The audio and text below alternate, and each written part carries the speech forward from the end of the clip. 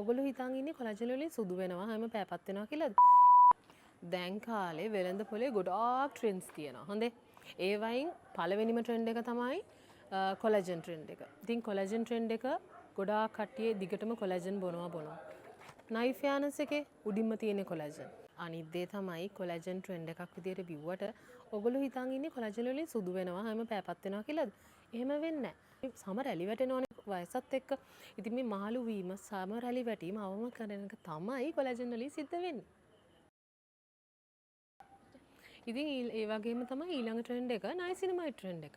නයිසිනමයිඩ් කියන්නේ මොනවාද? Vitamin B3. ඉතින් B3 අනිවාර්යෙන් ඕගොල්ලෝ දන්නවා ප්‍රොඩක්ට් එකක් ගන්නකොට ප්‍රොඩක්ට් එකේ අන්තර්ගතය බලන්න ඕනේ කියලා. ඉතින් අනිවාර්යෙන් විටමින් B3 තියෙනවාමයි නයිෆ් යානස් එකේ. ඉතින් ඊළඟ ට්‍රෙන්ඩ් එක මොකද්ද? කොලාජන් ගන්නවා, නයිසිනමයිඩ් ගන්නවා. ඊළඟ ට්‍රෙන්ඩ් එක තමයි දැන් ගොඩාක්ම මේ ට්‍රෙන්ඩින් වෙලා යන ආබියුටින් ට්‍රෙන්ඩ් එක. ආබියුටින් වලින් කරන්නේ මොනවද?